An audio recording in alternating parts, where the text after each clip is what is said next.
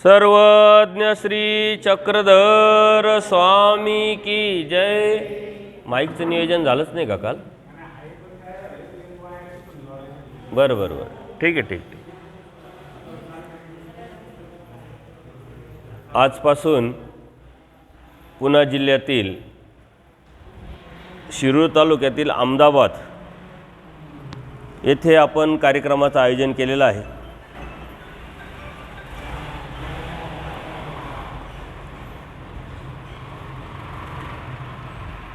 यूट्यूबच्या माध्यमातून माझे सत्संग आपण सर्व ऐकत असाल आणि त्या माध्यमातूनच ओळख झाली। डोमेग्राम येथे मे महिन्यामध्ये लहान मुलांचा स्त्री पुरुष यांचं शिबिर आयोजित केलं होतं आणि त्या शिबिराला परमार्ग सेविका कोकडेताई थोरातताई आलेल्या होत्या आपापल्या नातांना घेऊन। त्याचप्रमाणे इथं पुण्या निवासी कड जी फॅमिली आहे, खड मॅडम सर, त्यांची यूट्यूबच्या माध्यमातूनच माझी ओळख झालेली होती आणि त्यामुळं तुम्हीही हे कार्यक्रम आपल्या गावात घ्यावा असं मनात आल्यानंतर परमार्ग सेवक अनिलदादा आहे, किरणदादा आहे, हे सर्वच दरी आश्रमात आले आणि त्या माध्यमातून आपल्या सर्व गावाच्या आयोजनातून, त्याचप्रमाणे परमपूजनीय या मंदिराचे संचालक बाबाजी आहे यांच्या मार्गदर्शनातून हा कार्यक्रमाचं आयोजन पुढच्या रविवारपर्यंत म्हणजे पूर्ण आठवडा आपण केलेला आहे। सकाळी 9:30 ते 10:30 एक सत्र आपण घेणार आहोत। 9:30ला बरोबर कार्यक्रम सुरू होईल। किती लोक आले, हा येणार आहे तो येणार आहे याचा विचार न करता आपण कार्यक्रमाला सुरुवात करणार आहोत। संध्याकाळी 8:30 ते 9:30 असा कार्यक्रम तुम्ही आयोजित केलेला आहे। याच्या व्यतिरिक्तही आमचे 2 सत्र होतात। मी जिथं राहण्याची माझी तुम्ही व्यवस्था केलेली आहे तिथंच पहाटे 5ला सूत्रपाठावरती घोग घेणं आणि त्या माध्यमातून तुम्हाला थोडंसं मार्गदर्शन करणं असा कार्यक्रम पहाटे 5 वाजता ज्यांना यायची इच्छा आहे ते येऊ शकतात। परत 4 वाजता पण तिथंच कार्यक्रम होईल, त्यावेळेसही ज्यांना येण्याची इच्छा आहे ते येऊ शकता, कारण आमचं अभ्यास जो आहे हे चालू असतं। माझ्याबरोबर जे असतात सद्भक्त यावेळेस कमी आहे। परमार्ग सेवक शिरवाडे वणी येथील बाळासाहेब सानप, बाळासाहेब जगताप आलेले आहे। त्याचप्रमाणे दरी निवासी परमपूजनीय भारतमुनी महानुभाव हे पण आलेले आहे। त्यांच्या अभ्यासाच्या माध्यमातून आमचं चिंतन चालतं, तर त्या अभ्यासाच्या सत्रामध्ये, चिंतनाच्या सत्रामध्ये तुम्ही येऊ शकता। फक्त ते सत्र मंदिरात न होता मी जिथं राहतोय व्यवस्था केलेली आहे तिथं होतील। आज या मंदिराचे संचालक परमपूजनीय बाबांच्या माध्यमातून, मार्गदर्शनातून हा कार्यक्रमाचं आयोजन आपण सर्व गावकऱ्यांनी केलेलं आहे आणि ह्या गावाचं वैशिष्ट्य म्हणजे बरेच लोक उपदेशी आहे। आजूबाजूला ही खेडेगावात बरेचसे उपदेशी लोक आहे। या भागामध्ये येण्याचं माझं पहिलंच वेळ आहे। आणि आपला जो स्वामी श्री चक्रांचा परिवार आहे, आपल्या धर्माचा जो परिवार आहे, हा सगळीकडे पूर्ण महाराष्ट्रात पसरलेला आहे। गावागावात, तालुक्यात, जिल्ह्यात, खेड्यागावामध्ये उपदेशी लोक आपल्याला आढळतात। आत्ताच मी तुमच्याकडे येण्याच्या अगोदर गोव्यालाही कार्यक्रम झाला। आपल्याला माहीत नाही गोव्याला उपदेशी लोक असतील, मंदिर असेल, परंतु ज्यावेळेस त्या लोकांनी मला कॉन्टॅक्ट केला त्यावेळेस तिथंही एक छोटंसं मंदिर, तिथंही 10-15 घरं उपदेशी आहे। परंतु परिस्थिती अशी आहे की परंपरेने आपण उपदेश तर घेतला, धर्म आपल्याला भेटला, पण त्या धर्माचं ज्ञान न अभ्यासल्यामुळं आणि न समजून घेतल्यामुळं आपल्याला भेटलेला जो धर्म आहे तो किती मोठा आहे, त्याची किंमत काय आहे, आपल्या जीवनाची किंमत काय आहे ही आपण न समजल्यामुळं ज्या प्रमाणात आपण धार्मिकता करायला पाहिजे, केली पाहिजे, त्या प्रमाणात आपण करत नाही। आणि याचा परिणाम काय होतो की नवीन जी पिढी आहे येणारी आपल्या घरामध्ये ही सुशिक्षित झालेली मुलं मुली, कोणी इंजिनियर आहे, कोणी डॉक्टर्स आहे, चांगले चांगले शिक्षण घेतात, आणि आजही बी आपल्या इथं बघा, सर्व तुम्ही जे लोक आहे, मुलं मुली कोणीच नाही आहे. वास्तविक अशा सत्संगांमध्ये, अशा कार्यक्रमांमध्ये मुलामुलींना पुढं घालून तुम्ही आणायला पाहिजे. परत तुम्ही काय सांगता, नाही आम्ही जातो सत्संगाला, तुम्ही जा शाळेत जा, कॉलेजला जा, कामं करा. सुनांच्या बाबतीत तसाच आपण विचार करतो, मुलांच्या बाबतीत तसाच विचार करतो. वास्तविक त्यांच्यापर्यंत धर्म तुम्हाला नेता आला नाही, सांगता आला नाही. जनरेशन गॅप असेल किंवा मांडणीचा विषय असेल किंवा प्रश्नांना योग्य पद्धतीनं प्रमाणात सायंटिफिकली उत्तर देण्याचा विषय असेल, तो आपण करू शकत नाही. म्हणून अशा कार्यक्रमाचं आयोजन करण्याचा उद्देश तो असावा, मुलामुलींना आपल्या धर्मामध्ये आणण्यासाठी त्यांच्या मनातल्या ज्या शंका आहे, प्रश्न आहे, ती दूर व्हावेत. काल इकडे येता येताच जे कड फॅमिली आहे, त्यांची जी कडवस्ती आहे, त्यांनी विनंती केली की येता येता आम्हीच रूटवरती असल्यामुळं आमच्याकडे या सत्संग घ्या आणि जेवण करून मग तिथं मुक्कामी जा. तर तिथंही बरेचसे मुलं होते. एक जे कड आहे त्यांचा मुलगा होता, तो इंजिनियर होता, आईवडील उपदेशी. मुलगी होती, ती 9वीला होती, आईवडील उपदेशी. परंतु एक गैरसमज असतो, न्यूनगंड असतो, भीती असते. मुलं बाहेर जातात शिक्षणासाठी, कामासाठी, मुली शाळेत जातात किंवा भविष्यात यांना कोणतं घर भेटेल, काय भेटेल, त्यामुळं उपदेशापासून आपण वंचित केलेलं आहे, त्यांना ठेवलेलं आहे. आईवडिलांच्या मनामध्ये शंका, गैरसमज असतात, त्यामुळं उपदेश घ्या असं आपण म्हणतच नाही. आणि जरी घेणार असेल तर आई थांबवते, नाही नाही थांबव, तुझं खायचं प्यायचं दिवस आहे, लग्न झाल्यानंतर मग उपदेश घे. आता खायचे प्यायच्या दिवसाचा विषयच येत नाही, कारण आपण आपले धर्म जो आहे, संस्कार जे आहे, संस्कृती जी आहे, खाण्यापिण्याची नाही आहे. आपण जे खातो ते प्युअर व्हेजिटेरियन खातो, ते खातोच येतो. त्याच्यामुळे त्याला आपण म्हणत नाही तू नॉनव्हेज खाय, दारू पी, मौज मजा कर, मग नंतर लग्न कर, नंतर मग उपदेश घे, असं तर काही म्हणत नाही आपण. आणि आपल्या घरामध्ये ती संस्कार संस्कृती असल्यामुळं आपले मुलंही त्या वळणावरती किंवा त्या गोष्टीवरती जात नाही. परंतु आपल्या डोक्यात भ्रम असल्यामुळं आपण तो विषय घेतो की लग्नाच्या अनुषंगाने काही गोष्टी करावं लागतील, कर्मकांड देवतेच्या अनुषंगाने करावं लागतील, त्यामुळं नको दोष लागायला, भीती वाटायला, आणि म्हणून आपण मुलामुलींना उपदेशापासून वंचित ठेवलेलं आहे. पण हे चुकीचं आहे.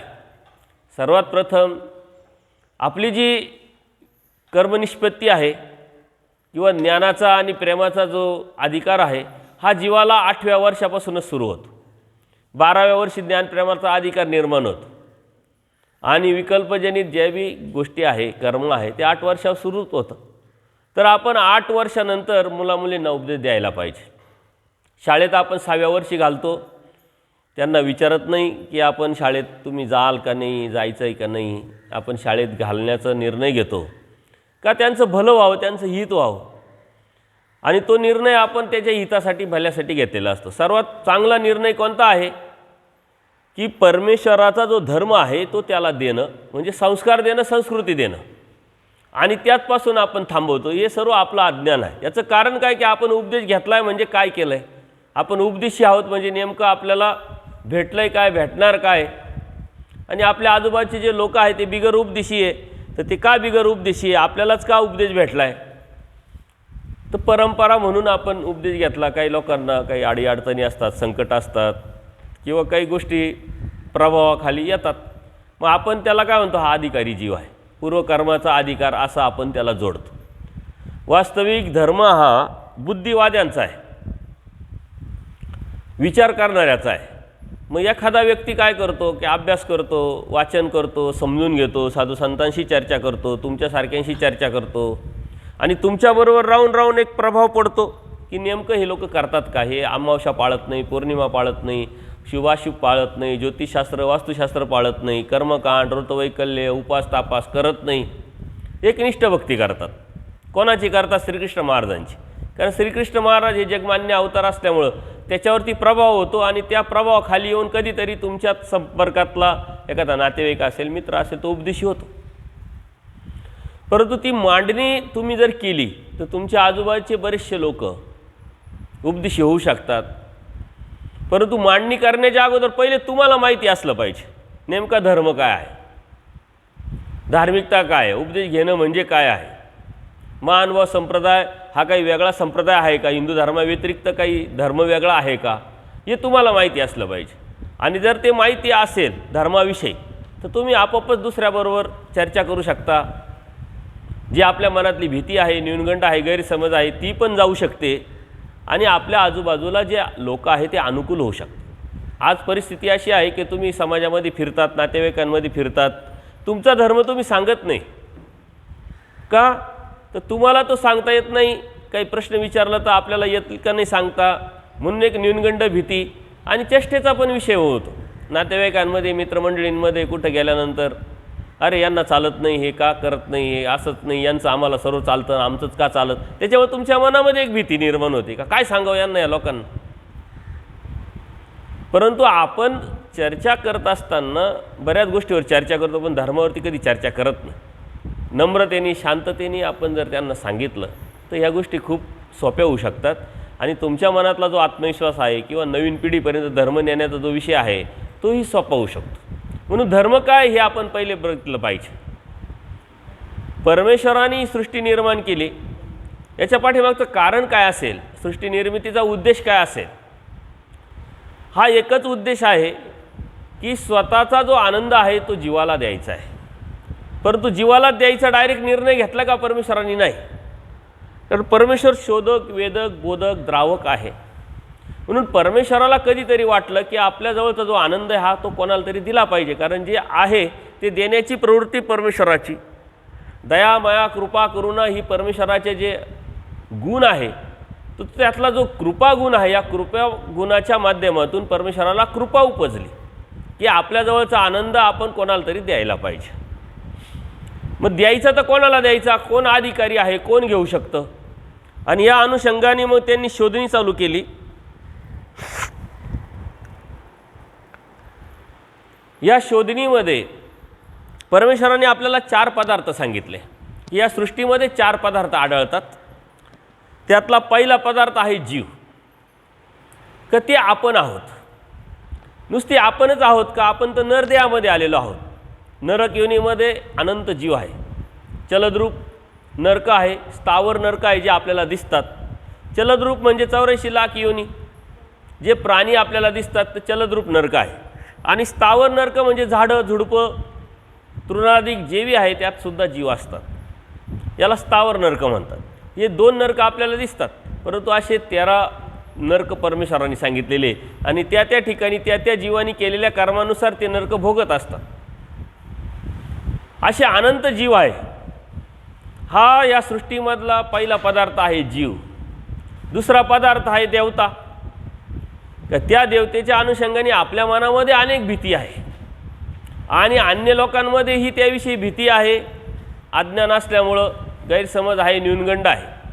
हा देवता वर्ग परमेश्वराने आपल्याला सांगितलेला आहे. तिसरा पदार्थ आहे प्रपंच. प्रपंच आपण आपल्या संसाराला म्हणतो. तो एक कार्यप्रपंचाचा एक भाग आहे का आपण बिल्डिंग बांधणं, शेती करणं, व्यापार करणं, व्यवसाय करणं, जे जे गरजेचं आहे आपल्या सुखाच्या अनुषंगाने त्या त्या वस्तू निर्माण करणं, हा कार्यप्रपंचाचा एक भाग आहे. त्याच्यातही मूळ प्रपंच आहे कारण प्रपंच. आप, भूमी, वायू, आकाश, तेज म्हणजे अग्नी, रस, तम, सत, ह्या अष्टधा जी प्रकृती आहे, या अष्टधा प्रकृतीला कारण प्रपंच म्हणतात. आणि या कारण प्रपंचातून कार्यप्रपंच या जीवानी निर्माण केलेला असतो. का तर अधमती, अधगती, अधरती हे जे मतित्रय आहे या जीवामध्ये, अनादि अविद्युक्त जीव असल्यामुळं तो खालचं बघतो, नीच बघतो आणि त्यामुळे त्यांनी प्रपंच रचला आहे. मग त्याच्यामध्ये एवढं सामर्थ्य आहे का? त्याच्यामध्ये सामर्थ्य नाही. परमेश्वराने सृष्टी निर्माण केली. या सृष्टी निर्माण केल्यानंतर आपला स्वतःचा आनंद देण्याची प्रवृत्ती निर्माण झाल्यानंतर त्यांनी शोधणी चालू केली आणि हा जो चौथा पदार्थ आहे परमेश्वर, या परमेश्वराने शोधणी केल्यानंतर जीव अनादि अविद्यायुक्त आहे. अनंत दोष या जीवामध्ये आहे, परंतु हा आनंद घेण्याचा अधिकार या जीवामध्ये आहे, कारण जीव सर्वाधिकारी. जीव सर्वाधिकारी असल्यामुळे ज्याप्रमाणे अवगुण आहे, दोष आहे, त्याप्रमाणे गुण पण आहे. आणि या गुणाच्या माध्यमातून परमेश्वराने ह्या जीवाला आनंद देण्याची निवड केली. आता आनंद देण्याची निवड जर केली आहे तर त्याच्यासाठी सृष्टी निर्माण करावं लागेल, या सृष्टीमध्ये या जीवाला आणावं लागेल. मग या जीवाला सृष्टीमध्ये आणण्याच्या अगोदर हा जीव कुठं होता? सर्वात मोठी देवता आहे माया देवता, आणि या माया देवतेचा एक भाग म्हणजे तम भाग. या तम भागामध्ये असे अनंत जीव निद्रिस्त अवस्थेत होते. निद्रिस्त अवस्था, जसं आपण झोपतो, काय होतं काय नाही आपल्याला काही कळत नाही, परंतु जिवंत असतो आपण, आपला श्वासोच्छ्वास चालू असतो.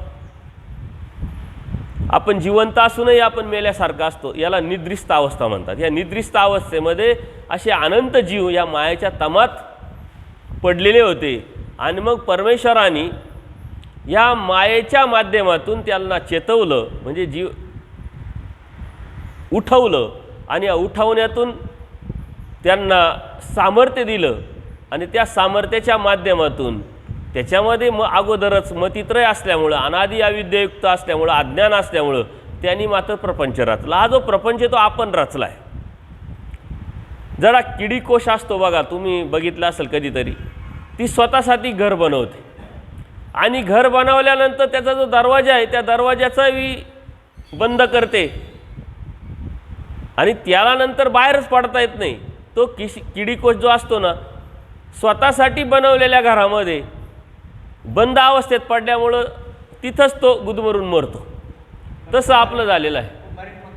हां हां हां हां कुंभारी म्हणतात त्या. या इकडं आता कुंभारी या शब्दा त्याला ते मातीचा ते बनवतात बघा, कधीतरी तुम्ही पाहिलेलं असेल. ते स्वतःसाठी घर बनवतो, संरक्षणासाठी, परंतु घर बनवल्यानंतर ते दरवाजासुद्धा तो बंद करून टाकतो, आणि त्याला लक्षातच येत नाही का आता बाहेर कसं पडायचं, त्यातच गुदमरून मरतो. तसंही आपण अज्ञानामुळं आपण आपला प्रपंच तयार करतो, आणि यातून बाहेर कसं पडावं हे आपल्याला समजत नाही. त्याच्यासाठी परमेश्वराने ब्रह्मविद्याशास्त्र सांगितलेलं आहे, स्वतः अवतार घेऊन आपल्याला तत्त्वज्ञान सांगितलेलं आहे. आणि त्या तत्त्वज्ञानाच्या माध्यमातून, बोधाच्या माध्यमातून हे आपण सर्व समजून घेतल्यानंतर यातून मात्र आपल्याला बाहेर पडता येईल. महाभारतामध्ये अभिमन्यूची गोष्ट तुम्ही ऐकलेली असेल, की त्या चक्रव्यूहामध्ये त्याला जाता येत होतं, कारण गर्भावस्थेत श्रीकृष्ण महाराजांनी ते चक्रव्यूहात कसं जायचं हे सत्यभामेला सांगितल्यामुळं त्याला ते समजलं, कळालं, परंतु बाहेर पडण्याची वेळ आली आणि त्याला देवाला सांगता नाही आलं, म्हणून युद्धामध्ये महाभारताच्या त्याला चक्रव्यूहात तर भेदता आलं, परंतु बाहेर पडता आलं नाही. तो त्यातच मृत्यूला शरण जावं लागलं त्याला. तसं आपलं होऊ नये याचं कारण का परमेश्वर दयाळू माळू कृपाळू आहे, आणि यामुळं परमेश्वराने आपल्याला तत्त्वज्ञान सांगितले स्वतः अवतार घेऊन. आता ह्या परमेश्वराने ह्या जीवाला आनंद देण्यासाठी निवड केली, याचं कारण आपल्यामध्ये गुण आहे. जीव सर्वाधिकारी आहे. हे मुलं मुली शिकतात बघा, त्यांनी जर ठरवलं मला IAS व्हायचं, IPS व्हायचं, ते होऊ शकतात. तुम्ही ठरवलं एखाद्या व्यवसायामध्ये खूप प्रावीण्य मिळवायचं, तो करू शकतात. एखादी गोष्ट करायचं ठरवलं तर तुम्ही करू शकतात. ज्याप्रमाणे आपल्या भारताचे पंतप्रधान आहे नरेंद्र मोदी, यांनी ठरवलं होतं की मी राजकारणात पडेल, राजकारणामध्ये पडत असताना मी मुख्यमंत्री होईल, मग पंतप्रधान होईल देशाचा. हे ठरवल्याशिवाय होत नाही. ठरवल्यानंतर वासना करावं लागते, स्वप्न बघावं लागतात, त्यासाठी कष्ट घ्यावं लागतं, आणि सातत्यपूर्ण कष्ट घेतल्यानंतर त्या ध्येयापर्यंत हा जीव कधी ना कधी पोचतो. भौतिक जगामध्ये अनुभव आपण घेतलेले आहे, आध्यात्मिक जगामध्ये सुद्धा परमेश्वराने सांगितलं जीव हा सर्वाधिकारी. याचा अर्थ काय का तो परमेश्वराला प्राप्त करू शकतो असे गुण ह्या जीवामध्ये आहे, असा अधिकार या जीवामध्ये आहे. आणि म्हणून परमेश्वराने जीवाची निवड केली स्वतःला आनंद देण्यासाठी, स्वतःचा आनंद देण्यासाठी.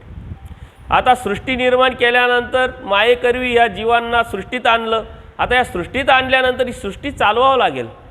जसं तुमचं गाव आहे बघा, तुमचं गाव चालवतं, तुम्ही चालवता का?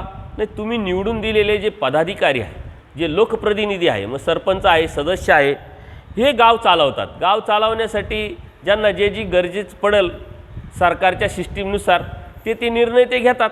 तुम्ही निवडून दिलेले असतात. मग रस्ता असेल, लाईट असेल, पाणी असेल, स्वच्छता असेल, ज्या बी गोष्टी ज्या बी गरजेच्या आहे त्या देण्याचं काम ते करतात. म्हणजे एक सिस्टमचा भाग आहे. ते गाव पंचायत समितीला जोडलेलं असतं, जिल्हा परिषदेला जोडलेलं असतं, राज्य सरकारच्या स्कीम, केंद्र सरकारच्या स्कीम ह्या लोकप्रतिनिधीच्या माध्यमातून ते गावाला आणतात आणि गाव चालवतात. तसं एवढं मोठं ब्रह्मांड चालवावं लागेल.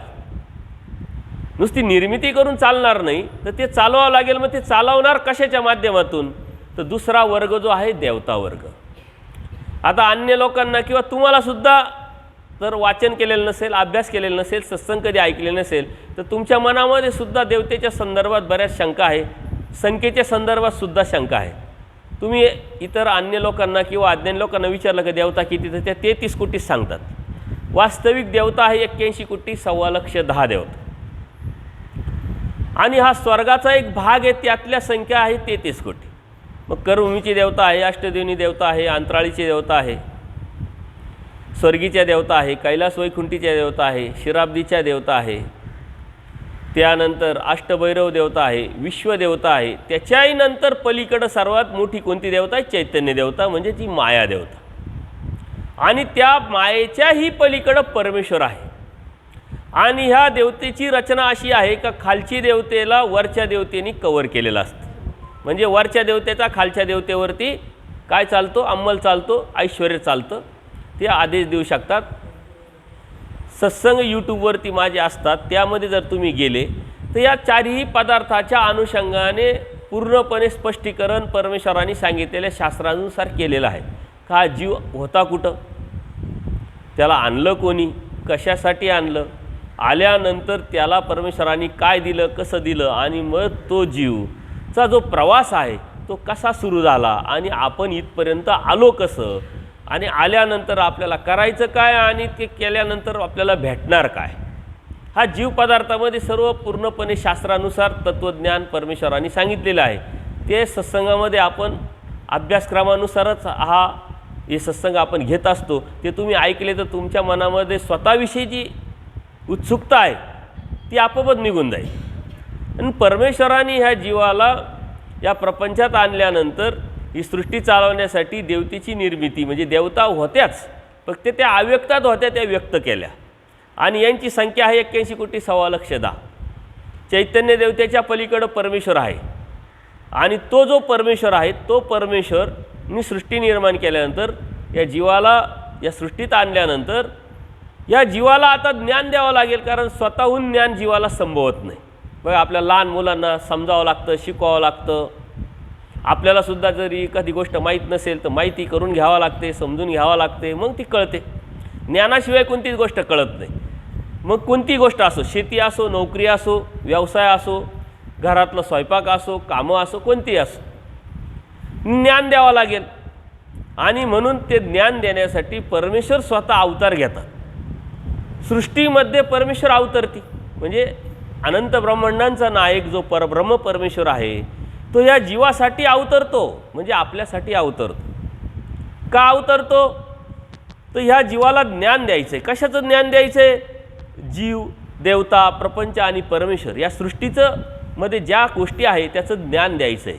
आणि हे ज्ञान दिल्यानंतर ह्या जीवाला हे सांगायचं आहे की तू होता कुठं, आला कशासाठी, आणलं कोणी, आणि आता तुला करायचं काय, तुझं ड्युटी काय, तुझं कर्तव्य काय, तुझं ध्येय काय, हे सांगावंच आहे. परंतु जीव स्वतंत्र पदार्थ असल्यामुळं परमेश्वर फक्त सांगायचं काम करतात. जसं आता मी पण काय करणार आहे, 5 दिवस 7 दिवस सांगायचं काम करेल, समजावायचं काम करेल. ऐकणं न ऐकणं, तुमच्या जीवनामध्ये बदल करणं न करणं, तो निर्णय घेणं न घेणं, त्यातून फायदा तोटा बघणं, हे मात्र तुमचा विषय आहे.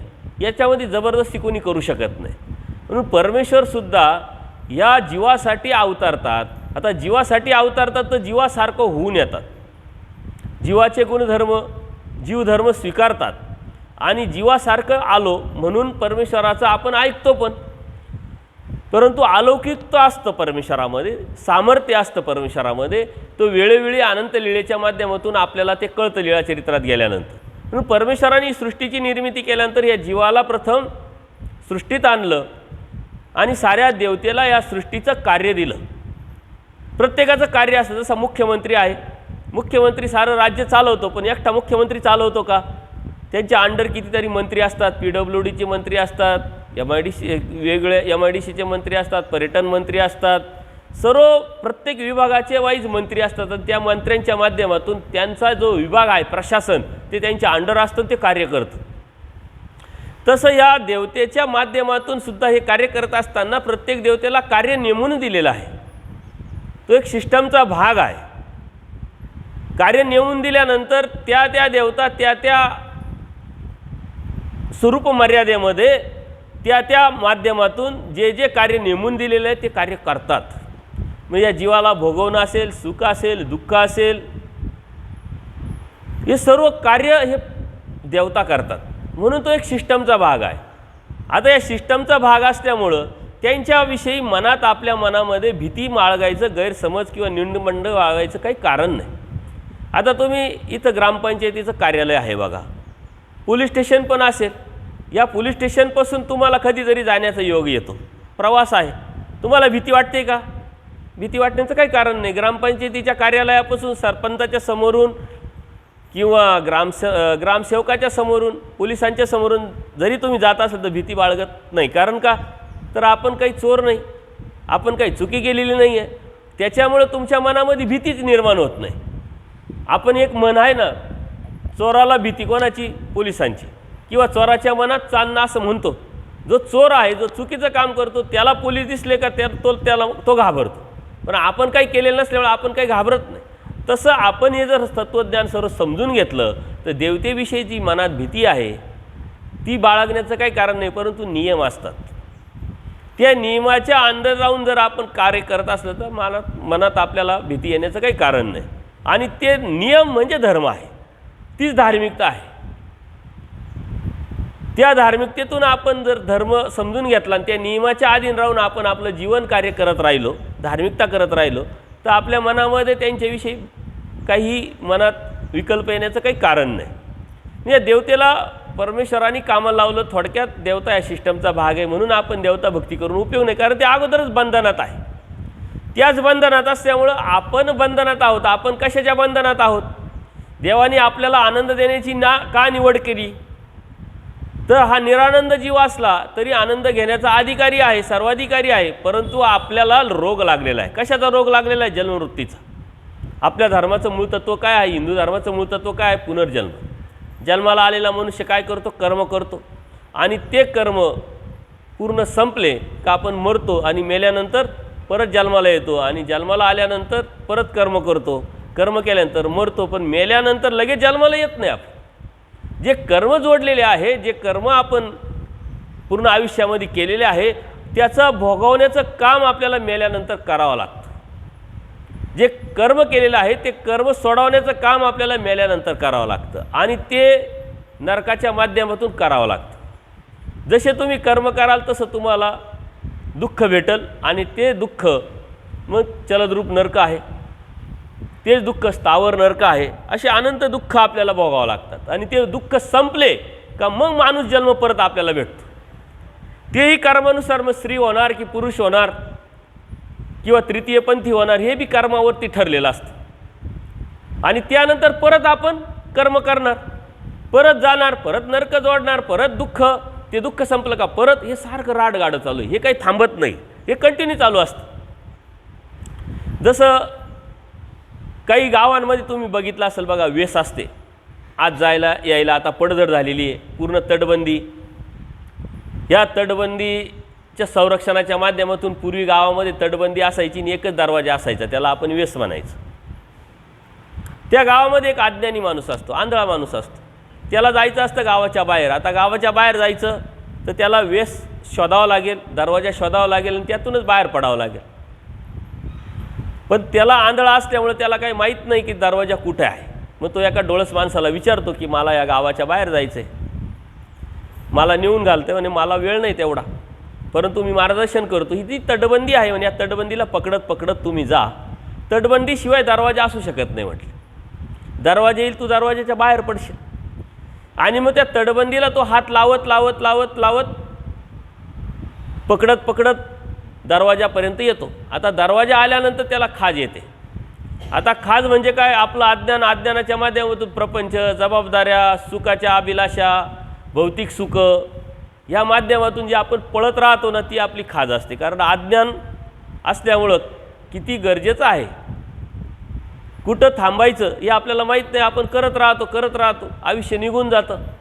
आणि हे आयुष्य निघून जाणं म्हणजेच दरवाजा निघून जाणं. त्याला खाज येते, दरवाजा आलेला आहे, परंतु खाजावण्यासाठी हात सुटतात, पाय चालत राहतात, दरवाजा सुटून जातो. आता परत त्या दरवाज्यात यायचं तर त्याला काय करावं लागेल?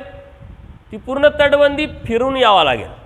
ही तटबंदी म्हणजे 84 लाख योनी आहे आणि मानव जन्म म्हणजे हा दरवाजा आहे. या दरवाज्यात आपण आता उभं आहे. आता आपण परमेश्वराने सांगितलेलं जे तत्त्वज्ञान आहे, जी ब्रह्मविद्याशास्त्र आहे, हे शास्त्र समजून उमजून घेऊन जर त्यातून आपण बाहेर पडलो तर ठीक, अन्यथा 84 लाख योनी परत आपली वाटच पाहते. आणि याच्यासाठी सर्वज्ञ श्री चक्रप्रभूंनी सुंदर असं तत्त्वज्ञान सांगितलेलं आहे. राड घडी याचा दृष्टांत सांगितलेला आहे की पूर्वी आपल्याला विहिरीतून पाणी काढण्यासाठी इलेक्ट्रिक मोटरी नसायच्या. मग काय होत्या? मोठी होत्या, राड घडी होती. हे जे जुने लोक आहेत त्यांना माहीत आहे का पाणी शेतीवर चालतं, शेतीला पाण्याशिवाय करता येत नाही. परंतु मग त्यावेळेस काय होतं, हे जे नवीन पिढीतले जे मुलं मुली आहे त्यांना वाटतं की पूर्वी कसं होतं, तर राड घडी होती, मोठ होती. ती मोठ चांबड्याची पिशवी असायची, ती खाली जायची, ती भरल्या जायची, बैलांनी ती ओढल्या जायची, वरती खाली व्हायची, खाली झाली का परत ती भरण्यासाठी विहिरीत जायची. हे सारखं चालू असायचं. तसं आपण आता जन्माला आलेलो आहे कर्मभूमीमध्ये, आणि या कर्मभूमीमध्ये जन्माला आल्यानंतर हा अस्थिर जो प्रपंच आहे तो स्थिरतेकडे नेण्याचा आपण प्रयत्न करतो आहे. परमेश्वरांनी वास्तविक हा प्रपंच जो आहे हा अस्थिर सांगितलेला आहे आणि आपल्याला त्याचा अनुभव येत राहतो. पूर्वी आपल्या वाडवडिलांनी घरं बांधले, त्यावेळेस त्यांच्या त्या गरजेनुसार त्यांनी घरं बांधले. आज आपल्या गरजा वाढल्या, आपल्याकडे पैसा आला, सदनता आली, आपण ते घरं तोडले, आता बंगले बांधले. बंगले आले, मग आपल्याला वाटतं बंगला झाला का बस मग बाकी काही नको. परंतु मग गाडी पाहिजे, गाडी झाली का मग बाकी काही नको. मग मुलांचे शिक्षण आले, शिक्षण झाले का आपण काही नको म्हणून त्यांचे लग्न आले, मग नातू आल्या, नाती आल्या, त्यांच्यासाठी मग काहीतरी पाहिजे. हे सारखं चालूच राहतं, हे वाढत राहतं. हा प्रपंच अस्थिर आहे. स्थिरतेकडे नेण्यासाठी जे आपण कर्म करतो ते कर्म आपल्या पापाला आणि दुःखाला मूळ आहे. कारण ते करत असताना दुःखासाठी जे पाहिजे तेच आपण मिळवत असतो. आणि म्हणून या अस्थिर प्रपंच स्थिरतेकडे नेण्यासाठी जो प्रयत्न आपला चालतो ही आपली खाज आहे, हे आपलं अज्ञान आहे. वास्तविक कर्तव्य म्हणून, ड्युटी म्हणून आपण किती गरजेचं आहे ते केलं पाहिजे आणि ते करायलाच पाहिजे. कारण आपण त्या प्रपंचात पडलेलो आहे. पूर्वकर्माची जोड तशी असल्यामुळं आपल्याला त्याच्याशिवाय पर्याय नाही. परंतु आल्यानंतर आपण आपलं हे प्रपंच करत असताना, जबाबदाऱ्या पार पाडत असताना जी आपली कर्माची जी मोठ आहे ती भरल्या जाते आणि जेव्हा भरते तेव्हा आपण मृत्यूला शरण जातो, मृत्यू येतो. हे जगातलं सर्वात सत्य आहे मोठं, का कोणीही जन्माला आलेला जिवंत राहिला नाही, अमर झाला नाही, तो मरतोच कधी ना कधी. आजपर्यंत जेवढे राष्ट्रपुरुष होऊन गेले, साधू संत होऊन गेले, मोठे राजेराजवाडे होऊन गेले, तेही मृत्यूला शरण जावंच लागलं त्यांना. पण मृत्यू कधी येतो? जेव्हा आपली ही कर्माची मोठ भरल्या जाते. एकदा कर्माची मोठ भरली का मृत्यू येतो. मृत्यूनंतर त्या कर्माच्या मोठीमध्ये जे जे आपण जमवलेलं आहे ते मात्र आपल्याला फेडावंच लागतं आणि ते संपतं तेव्हा परत जन्माला यावं लागतं. हा ऋणानुबंध संबंध आहे. तुम्ही या गावात जन्माला येणं, या घरात जन्माला येणं, या नातेवाईकांमध्ये जन्माला येणं, माझाही तुमच्या गावाशी काहीतरी पूर्वसंबंध आहे, ऋणानुबंध संबंध आहे. ऋणानुबंध संबंधाशिवाय कोणी कोणाला जोडल्या जात नाही ना. आपण तर अच्युत गोत्र आहोत, म्हणजे परमेश्वराचे गोत्रातले आहोत. अच्युत म्हणजे कधी न संपणार. कालही आपण कुठंतरी मागच्या जन्मात भेटलेलो होतो, आजही भेटणार आहे, उद्या भेटतच राहणार आहे. परंतु आपल्यामध्ये अज्ञान असल्यामुळं त्या अज्ञानाच्या माध्यमातून आपण काल काय जेवण केलं हे आपल्याला आठवत नाही. तेव्हा उद्याचा दिवस आपल्याला कसा आठवणार किंवा मागचा जन्म कसा आठवणार, नाही आठवू शकत. तर ही जी मोठ आहे ही भरल्यानंतर मृत्यूला जातो आणि मग त्यात जे कर्म जोडलेले आहे ते नरकाला संपल्यानंतर परत जन्माला येतो राहतो. हे राडगाडगं कंटिन्यू चालू असतं आणि यातून काढण्यासाठी परमेश्वराने आपली निवड केलेली आहे आनंद. आनंद म्हणजेच मुक्ती, आनंद म्हणजेच परमेश्वराची प्राप्ती. आणि आपली निवड केल्यामुळं परमेश्वराने स्वतः अवतार घेतला, वाडोवाडी फिरले, अधिकारी जीवाला निमित्त करून हे तत्त्वज्ञान स्वतःच्या श्रीमुखी आपल्याला सांगितलं.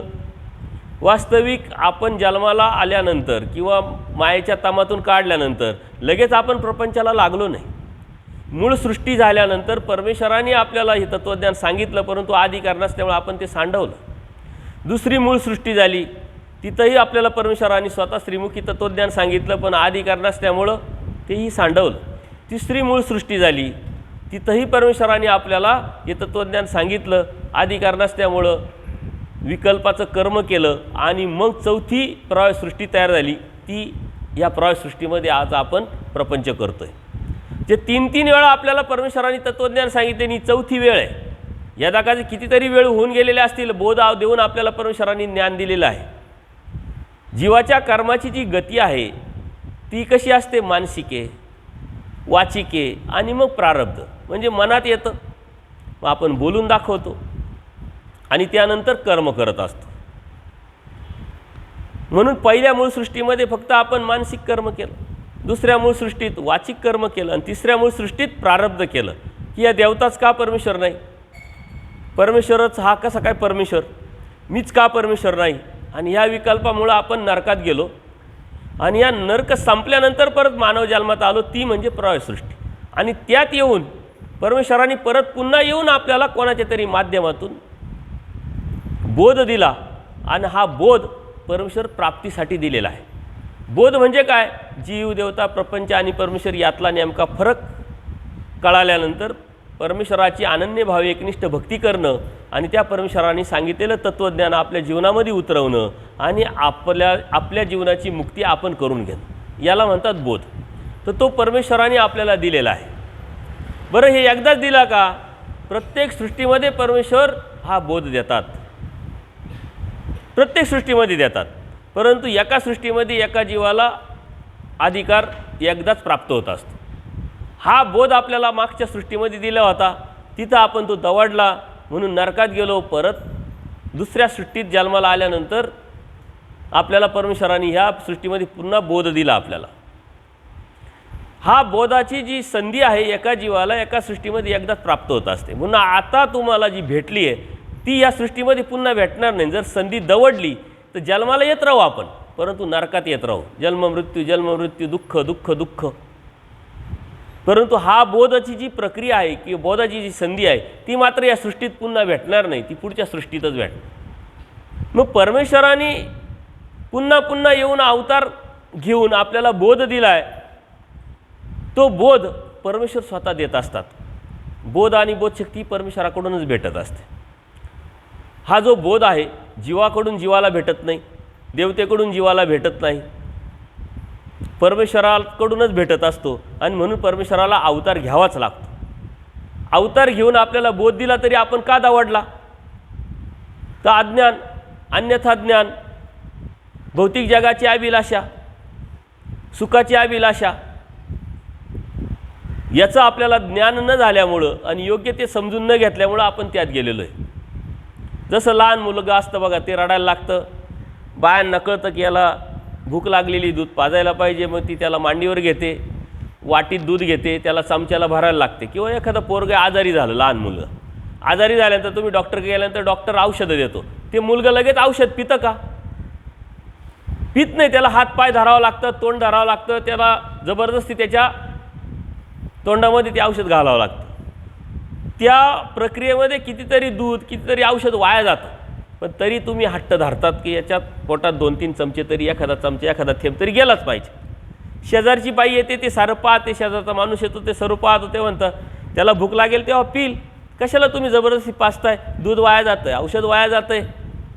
ती आई काय उत्तर देते? याला जाणीव नाही, याला ज्ञान नाही. ह्या दुधामुळंच याला भूक लागणार, जी ती शमणार आहे, झोप लागणार आहे, याची वाढ होणार आहे, या औषधामुळं तो बरा होणार आहे, हे त्याला माहीत नाही आहे. मला माहीत असल्यामुळं मी हट्ट धरतोय. वाया किती जातं याला काही महत्त्व नाही. म्हणून परमेश्वरसुद्धा प्रत्येक सृष्टीमध्ये आपल्याला हे ज्ञान देतात, बोध देतात. आपण ते वाया घालवतोय, दवडतोय, पण तरीही परमेश्वर दयाळू माळू कृपाळू असल्यामुळे त्याचा विचार ते करत नाही.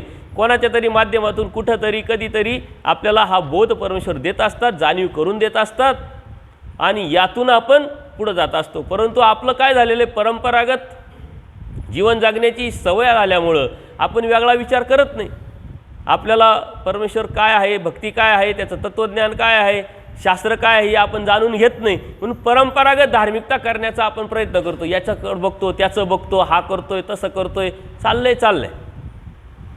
ते देवाने आपल्याला रुमण्याच्या दृष्टांतून सांगितलेलं आहे. रुमणं तुम्हाला माहीत आहे. तर ते रुमण्याचा दृष्टांत देवाने सांगण्याचा उद्देश काय आहे की आपण यात अडकलेलो आहे, आपल्याला माहीत नाही आहे कशातून आपल्याला बाहेर पडायचं आहे. दूध असतं ते दूध जे वडील असतात ते मुलाला दररोज पाजत असतात। आता शेतकरी म्हटल्यानंतर गाई आल्या म्हणजे दूध आलं म्हणजे आपलं घरी मुलांना देणं आलं। ते वडील दररोज त्या दूध पाजायचं असतं त्या मुलाला, ते देत असतात। त्या मुलाला उत्सुकता लागते, लहान मुलं प्रश्न विचारतात बघा, चिकित्सा असतात खूप, त्याला विचारायची इच्छा झाली वडिलांना की दूध कसं असतं म्हटले। आता दूध तर दररोज ते काढतात पाजतात, पण सांगायचं कसं, शब्दात मांडायचं कसं?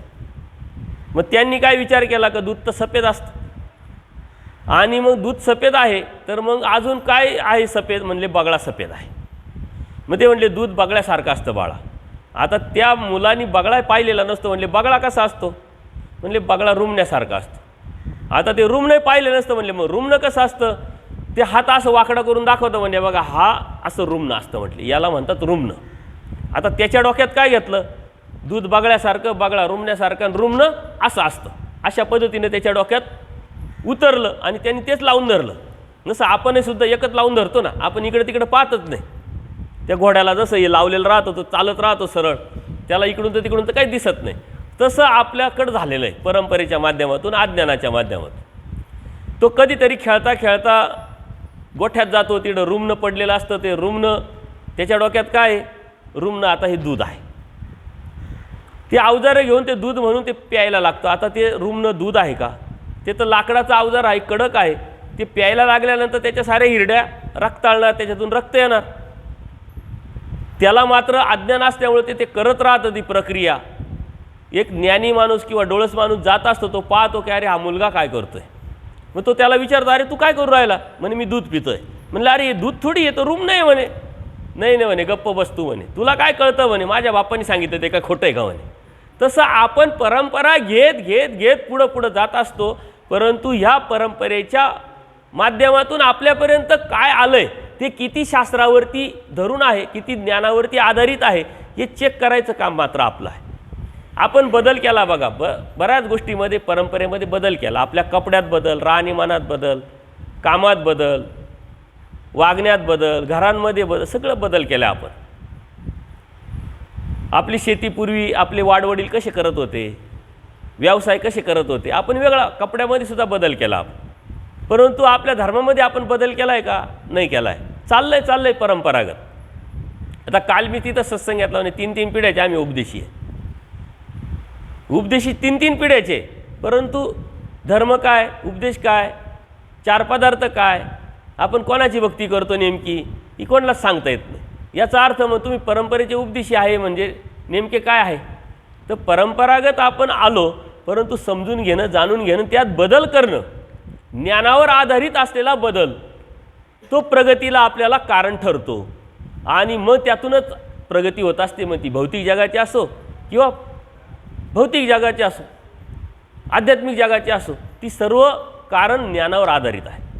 आणि परमेश्वराने आपल्याला हे तत्त्वज्ञान सांगण्याचा उद्देश काय आहे की ह्या जीवाला जन्ममृत्यूचा रोग लागलेला आहे आणि त्या रोगातून त्यांनी बाहेर पडावं, आणि ते बाहेर पडण्याचं साधन म्हणजे धर्म, त्या रोगावर बाहेर पडण्याचं साधन म्हणजे ज्ञान, धार्मिकता। पण ती ज्ञानावर आधारित असेल तर आपण बाहेर पडू, अन्यथा परत परत परत जन्ममृत्यू करत राहू। आणि या परमेश्वराच्या सृष्टीची रचनेचा जो उद्देश आहे, परमेश्वराच्या अवताराचा जो उद्देश आहे, बोधाचा जो उद्देश आहे, तो सफल होणार नाही। आणि म्हणून आपण हे समजून घेतलं पाहिजे। आज आपण धार्मिकता करत नाही का? करतोय, तुम्ही सर्व करता, अन्य लोक पण करता, असा जगात कोणी माणूस नाही का जो धार्मिकता करत नाही। धार्मिकता करतच राहतो, त्याची कुठं ना कुठं श्रद्धा असते, काहीतरी तो धार्मिकता करत राहतो। आणि त्या धार्मिकतेचा उद्देश हाच आहे का आपण यातून बाहेर पडावं, मुक्तीला जावं। परंतु कोणत्या धार्मिकतेतून मुक्ती मिळेल आणि कोणत्या धर्मातून, ज्ञानातून मुक्ती मिळेल हे मात्र त्याला माहीत नसतं। जसं गाय असते खुट्याला बांधलेली, ती सुटण्यासाठी प्रयत्न करते, म्हणजे काय करते? फिरत राहते त्या खुट्याभोवती। आता ती खुट्याभोवती फिरणं म्हणजे काय? ती सुटेल का? तिचा तर उलट पाश आवळल्या जाईल, ती मरण्याची शक्यता आहे। तसं आपण सुद्धा धार्मिकता करतोय, पण या अज्ञानाच्या माध्यमातून धार्मिकता करत असताना हे जे कर्म करतोय, या कर्मातून जी धार्मिकता करतोय ती सुटण्यासाठी करतोय वास्तविक, पण सुटेल की याची काही गॅरंटी नाही। ती जर ज्ञानावर आधारित नसेल तर उलट आपण अधिकाधिक कर्म जोडतो आणि त्या कर्मातून अधिकाधिक नरक जोडत राहतो, पुन्हा पुन्हा जन्ममृत्यूच्या फेऱ्यातून आपल्याला दुःख प्राप्त होत असतं. म्हणून ज्ञानावर आधारित असली पाहिजे. आणि ते ज्ञान भौतिक जगामध्ये आपण खूप डोकं लावून करत राहतो. चिकित्सा आपल्यामध्ये मुळातच स्वभाव आहे, ती एक प्रवृत्ती आहे जीवाची. बघा, तुम्ही कोणतीही गोष्ट वस्तू जर घ्यायची असेल तर तुम्ही कोणावर सहजासहजी विश्वास ठेवत. तुम्ही साऱ्या ज्या माझ्या भगिनी आहे, लुगडे घ्यायचे, साड्या घ्यायच्या, विश्वास ठेवता का दुकानदारावरती? नाही ठेव. 2च साड्या घ्यायच्या, 10 दुकानं पाहतात. 2च साड्या घ्यायच्या, 50 साड्या पाहतात. ढीक पडेल राहतो तुमच्यासमोर, पण तरी तुम्हाला पसंत पडत नाही. मग हे दुकानातून त्या दुकानातला ढीक, त्या दुकानातला, सारे दुकानं संपत नाही तोपर्यंत तुमचं मन भरतच नाही. मग त्यातली एखादी साडी जरी पसंत केली तुम्ही, तरी त्या दुकानदाराला काय सांगता, घरी गेल्यानंतर जर त्यांना नाही आवडली तर बदलून द्याल का? तरच आम्ही नेतो. चिकित्सा किती बघा, कोणतीच गोष्ट तुम्ही सहजासहजी विश्वास ठेवून नेत नाही. तुम्ही आपल्या घरच्या माणसांना एखादी वस्तू आणायला लावली ना, तर तुम्ही इतकी बजावून सांगतात का नीट पाहून घ्या, चेक करून घ्या, बघा बरं का, तुम्हाला फसवत बरं का, असं आहे तसं आहे सारं. आणि आल्यानंतर तुम्ही काहीतरी त्याच्यामध्ये काढणारच का तुम्हाला कळतच नाही, तुम्ही हे चुकीचंच आणलं, तुम्हाला फसवलंच. कारण का चिकित्सा गुण आहे. तो चिकित्सा गुण तुम्ही धर्मात कधी लावला आहे का? की का धार्मिकता करायची, कशासाठी करायची? स्वामी श्रीकृष्ण महाराज हेच परमेश्वर कसे? मी धार्मिकता करते म्हणजे नेमकी करते काय? सकाळची देवपूजा, संध्याकाळची देवपूजा, कधीतरी मंदिरात, कधीतरी विडे, कधीतरी स्थानं, कधीतरी क्रिया. यातून मला देव होईल का? देव मिळवायचा आहे म्हणजे काय नेमकं करायचं आहे? देव मिळाल्यानंतर मग मी राहणार कुठं? अशी चिकित्सा असा कधी प्रश्न केला का तुम्ही? आता तुम्ही दररोज आपण विडा ठेवला, कधीतरी बाबांना येऊन विचारलं का, बाबा विडा ठेवायचे राहतात, पण काय विडा ठेवायचा? त्या विड्यामध्ये नारळच का असतं, सुपारीच का असते, लवंगच का असतो, वेलचीच का असते? बरं, हे सारं असल्यावर पैसे का बरं असतात? हा विचारलं कधी का हो बाबा? विचारलं कधी यांनी? नाही विचारलं. बाबा सांगते विड्या ठेवा, तुम्ही ठेवता, पण विडे कशासाठी राहत्या तुमचे? सांसारिक सुख. कारण तुम्ही धार्मिकता सांसारिक सुखासाठी करताय. प्रपंच नीट व्हावा, संसारातले सुख मिळावे, मुलगा व्हावा. मग मुलगा झाल्यानंतर त्याचं लग्नही व्हावं, लग्न झालं तर त्यालाही मुलगा व्हावा, म्हणजे नातूचंही तोंड मला पाहायला भेटावं, आणि त्या नाताची बी सून जी व्यावी, म्हणजे नात सुनाचं बी तोंड पाहायला भेटावं. याच्यासाठी आपली सारी धार्मिकता असते. वास्तविक धार्मिकता कशासाठी आहे? परमेश्वराच्या प्राप्तीसाठी. ती प्राप्ती कशाने भेटणार आहे? परमेश्वराच्या ज्ञानाने. परंतु आपलं हे सारं अंदाजाने चालू असतं, आणि ह्या अंदाजाने करत असलेले जे कर्म आहे ते कर्म मात्र आपल्याला लागत राहतात, आणि त्यातूनच आपण नरकाला जात राहतो. देवानी वज्रकिटकीच्या दृष्टांत ते सुंदरपैकी आपल्याला समजावलेलं आहे. देवानी समजावलंय, शिकवलंय, आपल्याला सांगितलंय, पण आपल्याला ऐकायला वेळ कुठे? देव काय म्हणतात की एक जीव असतो त्याला रोग होतो, आणि ते रोग असा असतो आतल्या आतड्याला त्याला खाज येते. आता खाज आल्यानंतर तो रोग काय हे त्याला माहीत नाही, आजार काय त्याला माहीत नाही, त्याच्यावरचं औषध त्याला माहीत नाही. जसं आपलं डोकं दुखायला लागतं किंवा पोट दुखायला लागतं, आपण काय करतो? लगेच मोठ्या डॉक्टरकडं शहरामध्ये जात नाही. तुम्ही गावातच मग डॉक्टर असतात, त्या डॉक्टरकडे जातात. त्या डॉक्टरला सांगतात की बाबा माझं डोकं दुखतंय, 4 दिवसापासून दुखतंय, असं दुखतंय, तसं दुखतंय. मग ते डॉक्टर काय करतात? सकाळ दुपार संध्याकाळ 3 दिवसाच्या गोळ्या औषध देतात, की सकाळ दुपार संध्याकाळ 3 दिवस गोळ्या घ्या. आता 3 दिवसानंतरही तुमचं डोकं काही थांबत नाही दुखणं. मग तुम्ही काय करता? दुसऱ्या डॉक्टरकडे जातात. त्या डॉक्टरला तेच सांगतात, ते डॉक्टर तेच करतो, तरी तुमचं डोकं काही थांबत नाही. मग तुम्ही काय करतात? मग आता तुम्ही म्हणतात आता डोकं जास्त दुखतंय, राहत नाही, 2-2 डॉक्टरच्या गोळ्या औषधं घेतल्या, आता काहीतरी अवघड विषय आहे. मग आपण मोठ्या डॉक्टरकडे जातो, एमडी डॉक्टर. तो मात्र सारा ऐकल्यानंतर लगेच गोळ्या औषध देत नाही बघा. तो काय करतो? तो म्हणतो MRI काढावं लागेल, एक्सरे काढावं लागेल, रक्त चेक करावं लागेल. 5-10 हजाराच्या जोपर्यंत त्या चाचण्या करत नाही तोपर्यंत तो तुम्हाला गोळ्या औषधं देत नाही. तो साऱ्या चाचण्या करून घेतो, मग डोकं कशाने दुखतं याचं निदान करतो, आणि मग त्याला लक्षात येतं की याला ॲलर्जी आहे, याला असा प्रॉब्लेम आहे, त्याला तसा प्रॉब्लेम आहे, याला चष्मा लागलेला आहे, किंवा आणखीन BP आहे, शुगर आहे, काहीतरी निदान करतो. आणि निदान केल्यानंतर मग तो गोळ्या औषध देतो. ते गोळ्या औषधं घेतले का तुम्हाला लगेच नीट होऊन जातात, बरे होऊन जातात. कारण का? रोग काय आहे याचं निदान झाल्यामुळं योग्य तो उपचार झाला, आणि म्हणून तुम्ही बरे झाले. आता झाले ते बरे ठीक आहे, परंतु अगोदरच्या डॉक्टरांकडे तुम्ही गेले होते, आणि त्या डॉक्टरांकडूनही गोळ्या औषध खाल्लेच होते. तर त्या गोळ्या औषधं खाल्ल्या, त्यांनी तर बरं नाही झालं, पण साईड इफेक्ट होणार. तसं तुम्हीही धार्मिकता करत असताना, परमेश्वराच्या प्राप्तीसाठी करताना कर्म तर करताय, धार्मिकता तर करताय, त्यातून मात्र परमेश्वर तर भेटणार नाही. मग कर्म वाया जातील का? कर्म वाया जात नाही, ते मात्र आपल्याला साईड इफेक्ट देऊन जातात. साईड इफेक्ट म्हणजे नरक. आणि त्यातून बाहेर पडायचं असेल तर ज्ञानाशिवाय पर्याय नाही. आणि ते ज्ञान कशाचं? जीव, देवता, प्रपंच आणि परमेश्वर याचं कार्यकारण स्वरूप लक्ष. आता यातून बाहेर पडण्यासाठी आपल्याला ज्ञान असावं लागतं. मग ते ज्ञान खूप मोठं असेल, खूप अवघड असेल, खूप कठीण असेल. तर परमेश्वराने आपली निवड केली कशासाठी? आनंद द्यायची, मुक्तीला न्यायचं. ते कठीण कसे असत?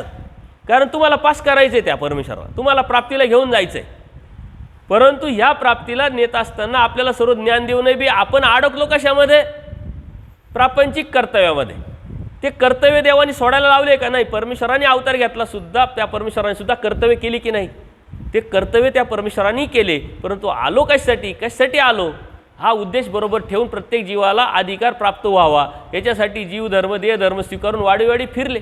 तत्त्वज्ञान सांगितलं, जे जे त्या जीवाकडून स्वीकारायचं ते स्वीकारलं आणि ती योग्यता त्या जीवामध्ये प्राप्त केली. आणि ती प्राप्त केल्यानंतर काही जीव आपल्याला प्राप्तीला गेलेले दिसतात. जसे अर्जुन देव आहे. अर्जुन देव सुद्धा अज्ञान होता. 18 पुराण, वेद, शास्त्र, भास्कर सारं ज्ञान होतं, पण तरीही सगळी सामग्रीवंत असून त्याच्यामध्ये परमेश्वर कोण आणि देवता कोण यातला फरक त्याला माहीत नव्हता. पूजनीय माई भट ज्यांनी मराठीतलं आद्यचरित्र, लीळाचरित्र लिहिलं, 18 पुराण, वेद, शास्त्र, भास्कर शास्त्र सारं जाणते होते, पण तरीही परमेश्वर कोण, भक्ती का करावी, कशासाठी करावी आणि या देवता कोण हे मात्र त्यांना माहीत नव्हतं. ज्यावेळेस त्यांची परमेश्वराची भेट झाली त्यावेळेस ते म्हटले भक्तीशिवाय मुक्ती नाही. म्हटले मग आम्ही भक्ती करतो, आम्ही याची करतो, त्याची करतो, त्याची करतो. म्हटलं त्या भक्तीतून तुम्हाला मुक्ती नाही भेटणार. मग कोणत्या भक्तीतून मिळणार? मग देवाने सांगितलं परमेश्वराच्या भक्तीतून. मग तो परमेश्वर कोण आणि या देवता कोण याच्यासाठी देवाने हत्तीचा दृष्टांत सांगितला पूजनीय माईभटांना. का ज्या माईभटांना 18 वेद, 18 पुराण, 4 वेद, भास्कर शास्त्र ह्या सृष्टीमध्ये जेवढेही तत्त्वज्ञान होतं, जे ब्रह्मविद्या शास्त्राव्यतिरिक्त, परमेश्वराच्या ज्ञानाव्यतिरिक्त ते सारे अभ्यासलेले होते, पण तरीही त्यांना त्यातला फरक माहीत नव्हता. म्हटले भक्ती तर मी बी करतो, मग तुमच्या भक्तीतून मुक्ती होणार ना, आमच्या भक्तीतून होणार नाही, तर हे कसं? म्हटले तुमची भक्ती देवतेची आहे, ती तुम्हाला बंधनात टाकणारी आहे, आणि आमची भक्ती म्हणजे परमेश्वराची भक्ती ही बंधनातून मुक्त करणारी आहे, म्हणून आमच्या भक्तीतून मुक्ती होणार. आणि त्याच्यासाठी मग त्यांनी हत्तीचा दृष्टांत सांगितला. गाव असतं म्हटले, त्या गावामध्ये हत्ती येतो. आता हत्ती आल्यानंतर साऱ्या लोकांना उत्सुकता वाटते हत्ती बघण्यासाठी. जंगलचा प्राणी कधीतरी दिसतो, हत्ती काही जनरल दररोज आपल्याला दिसत नाही. कधीतरी आलं तर सारे मुलं, बाया, माणसं त्याला पाहण्यासाठी असतात. आता त्या गावामध्ये 5-6 आंधळे पण असतात. त्यांच्या कानावर जातं हत्ती आला, हत्ती आला. त्यांना वाटतं मन आहे, म्हणजे आपण हत्ती पाहायला जायला पाहिजे. आता डोळे नाही पाहणार कसे? मग ते स्पर्शाने पाहणार. ते हत्तीला बघण्यासाठी ते आंधळे जातात. एक आंधळा काय करतो? शेपटीला हात लावतो, एक कानाला, एक पाठीला, एक पोटाला, एक पायाला आणि एक सोंडेला, अशा वेगळ्या अवयवाला हात लावून वेगळे आंधळे लोक येऊन पाहतात आणि हत्ती समजून घेतात आणि येऊन बसतात. आता पारावर मंदिरात आल्यानंतर गप्पा मारायला सुरुवात करतो आपण, नाही का? आपल्या धर्मावरती कधी गप्पा नसतात. राजकारणात याचं तो पडला, तो पडला, साऱ्या गावाचं उटाळं काटळं, आपल्या याचं काय झालं, त्याचं काय झालं, त्याच्या पुरीचं काय, त्याच्या पोराचं काय, साऱ्या दुनियादारी आपल्याला माहीत असतं. पण धर्माचं आपल्याला माहीत नसतं का? आपण चर्चाच करत. आणि देवाने त्याच अन्यवार्ता करायला नाही सांगितलेलं, आणि तीच धार्मिकता आपल्याला माहीत नाही आहे. आपण सारं इकडचं तिकडचं. तसं ते बी गप्पा मारायला लागले म्हणे, अरे हत्ती बघितला का? मी गेलो पाहिला, मी पाहून आलो म्हणे. हा मी बघितला. हा म्हणतो मी बघितला. म्हणले कसा आहे हत्ती? मग आता ज्यांनी शेपटीला हात लावला तो म्हणे हत्ती खराट्यासारखा आहे, मी आत्ताच पाहून आलो म्हटले. आता वास्तविक हत्ती खराट्यासारखा आहे का? तो म्हणले काय खोटा बोलतो? ज्यांनी पायाला हात लावला तो म्हणे मी पाहून आलो आत्ताच, हत्ती तर खांबासारखा आहे. ज्यांनी कानाला हात लावला तो म्हणे हत्ती तर सुपासारखा आहे. ज्यांनी पाठीला हात लावला तो म्हणे हत्ती तर भिंतीसारखा आहे. ज्यांनी पोटाला हात लावला तो म्हणे हत्ती तर पोत्यासारखा आहे. ज्यांनी सोंड्याला हात लावला तो म्हणे हत्ती तर मुसळासारखा आहे म्हटलं. आता त्यांचं एकमत होणं शक्य आहे का? कारण प्रत्येकजण वेगळ्या ठिकाणी जाऊन पाहून आला आहे. तसं आपलं एकमत होत नाही. कारण काय का, मी जिथं पोचलो तिथं तुम्ही नाही, जिथं पोचलो तिथं तुम्ही नाही, अशी गडबड होत राहते. त्यासाठी तुम्हाला शास्त्रात गेल्याशिवाय पर्याय नाही. आता काल मी सत्संगातला त्यांना काही गोष्टी सांगितल्या, ते म्हणे ते बाबा आम्हाला वेगळे सांगायचे, तुम्ही वेगळे सांगायचे, ऐकायचं कोणाचं? म्हटलं एकाच बाबाचं ऐकायचं, स्वामी श्री चक्रधर बाबा. त्यांचं ऐकायचं, आमचं ऐकायचं नाही, त्यांचं ऐकायचं नाही. आणि त्यांचं ऐकायचं तर तुम्हाला शास्त्रात जावं लागेल, ज्ञानात जावं लागेल. तुम्हाला तर माहीत नाही आहे, मग आम्ही येणार तुम्हाला टपकी लावणार, दुसरे येणार तुम्ही टपकी लावणार, तुम्ही ऐकणार कोणाचं कळणार नाही. आणि मग त्याच्यापेक्षा कोणाचंच ऐकायला नको, चालू द्या जसं आहे तसं राडगाडं. तुमचं नुकसान होणार. जीवन तुमचं आहे, बोध तुमचा आहे, धर्म तुमचा आहे, नुकसान आहे तुमचंच आहे. त्याच्यामुळं शास्त्रात गेल्याशिवाय आपल्याला या गोष्टी कळणार नाही. आता त्यांचं भांडण व्हायला लागले, वाद व्हायला लागले. हा म्हणतो माझंच खरं, तो म्हणतो माझंच खरं, तो म्हणतो माझंच खरं. एक डोळस मनुष्य जात असतो, तो बघतो की भांडण कधी करत नाही, लोक मस्त गप्प बसतात, गप्पा मारतात. आज का भांडतात? तो गेल्यानंतर विचारतो का भांडतात. मग त्याचं सर्व ऐकल्यानंतर तो म्हणे अरे या हत्तीचे एक एक अवयव, जेव्हा सारे अवयव एकत्र येतील तेव्हा तो हत्ती तयार होईल. त्याला म्हणतात हत्ती. हत्ती शेपट नाही आहे, हत्ती पाय नाही आहे, हत्ती कान नाही आहे, हत्ती सुपासारखा नाही, पोत्यासारखा नाही आहे. हत्ती हत्तीसारखा आहे. तो कसा आहे? सारे अवयव एकत्र आल्यानंतर जो तयार होईल तो हत्ती. परमेश्वर पूजनीय माईम भटांना हत्तीच्या दृष्टांतातून काय सांगतात की तुम्ही ज्या ज्या देवतेची भक्ती करतात त्या त्या देवता एक एक परमेश्वराच्या शक्ती, त्या माझ्या शक्ती आहे. या शक्तीच्या पलीकडं जी शक्ती आहे, ज्या शक्तीच्या अंडर साऱ्या शक्ती कार्य करतात, तो म्हणजे परमेश्वर. त्याला तुम्हाला अनन्य भावे शरण यावं लागेल. अनन्य भावे म्हणजे काय? एकनिष्ठ. तोची व्हावा तोची भेटावं. त्या परमेश्वराला एकनिष्ठपणे जर शरण गेलो तरच त्या परमेश्वराची भक्ती आणि त्या भक्तीतून मिळणारं फळ म्हणजे प्राप्ती भेटेल. आणि ती एकनिष्ठ भक्तीचं परमेश्वराने पूजनीय माईम भटांना सांगितलंय की या सृष्टीमध्ये कुणी काही कितीही केलं, कोणत्याही देवतेची भक्ती केली तर मुक्ती मिळू शकत नाही म्हटले. मग ती मुक्ती कोण देणार आहे, कोणामुळे भेटणार आहे? एके परमेश्वर, एका परमेश्वराशिवाय मिळणार नाही. परमेश्वर एकच आहे. आणि त्या एका परमेश्वराला समजून उमजून जाणून त्याला जर शरण गेले तर तुम्हाला त्या परमेश्वराची प्राप्ती होईल. तुम्ही जन्ममृत्यूच्या फेऱ्यातून पडाल. मग तो परमेश्वर तर निराकार आहे म्हटले. हा निराकार आहे म्हटले. परंतु या जीवेला आनंद देण्यासाठी, ह्या जीवाला मुक्तीला नेण्यासाठी ती कृपेला अधीन होऊन तो साय साकार होतो. आणि जो साय साकार झालेला जो परमेश्वर आहे, जे तत्त्वज्ञान सांगतो, जीवाची, देवतेची, प्रपंचाची आणि स्वतःची ओळख सांगतो, त्या परमेश्वराने सांगितलेलं तत्त्वज्ञान त्याच्यानुसार आपण जर धार्मिकता केली, भक्ती केली, त्या परमेश्वराला एकनिष्ठ शरण गेलो तर मात्र तो परमेश्वर तुम्हाला मुक्तीला नेणार आहे. हे कोण सांगतंय? स्वामी श्रीचक्रधर सांगताय पूजनीय माईम भटांना. हे कोण सांगताय? श्रीकृष्ण महाराज सांगताय पूजनीय अर्जुन देवाला, उद्धव देवाला. आणि हे त्यांना सांगताय म्हणजे मग आपल्याला सांगितलं नाही का? त्यांच्या माध्यमातून आपल्याला सांगताय, आपल्याला बोध दिला. याचा अर्थ आपल्याला सांगितलंय, आपल्याला समजावलंय. हे समजावल्यानंतर आपण भक्तीला तर लागलो, पण आपल्याला भ्रम झाला. कारण आपण कालदेवतेची भक्ती करत होतो, काही कर्मकांड करत होतो, विधी करत होतो, व्रतवैकल्य करत होतो.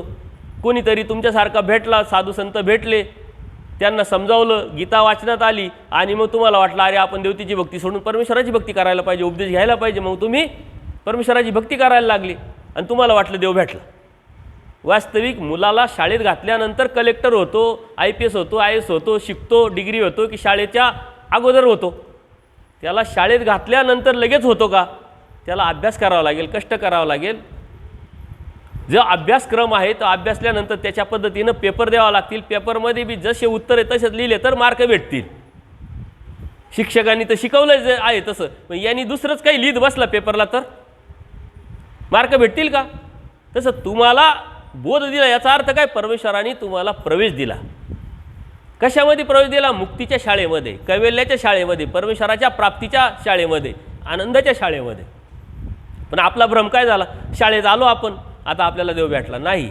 तुम्हाला अभ्यास करावा लागेल आणि तो अभ्यास करून आचरणाचा, तत्त्वज्ञानाचा पेपर सोडावा लागेल. जे बी जसं आहे तसं. मग ते तुम्ही असो किंवा आम्ही असो, आम्ही कपडे घातले म्हणजे लगेच देव भेटला असं नाही आहे.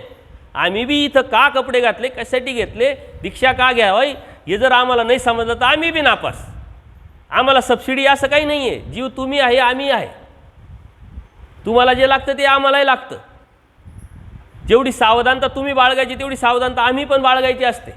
म्हणून यातून बाहेर पडल्याशिवाय आणि ते पडण्यासाठी ज्ञानाचा आधार घेतल्याशिवाय आपल्याला परमेश्वराची प्राप्ती होऊ शकत नाही. आणि हे सारं समजून घेणं, उमजून घेणं आणि त्या परमेश्वराला एकनिष्ठ शरण जाऊन भक्ती करणं म्हणजे उपदेश घेणं. उपदेश घेतलाय तुम्ही, सहजासहजी नाही घेतलाय तुम्ही, आले आणि लगेच उपदेश घेतला आणि लगेच भेटला असं नाही आहे. उपदेशापर्यंत जी प्रक्रिया ती अत्यंत अवघड आहे, किचकट आहे. कारण तुम्हाला 5-5 देवतेचं चेष्टकत्व आहे, तुम्हाला बंधनात आहे. ज्यावेळेस मायेने आपल्याला त्या सृष्टीत आणलं परमेश्वराच्या प्रवृत्तीनं, त्यावेळेस आपल्याला सामर्थ्य देण्यासाठी त्या मायेने स्वतःचा अंश आपल्याला चिटकावला, त्याला संलग्न म्हणतात.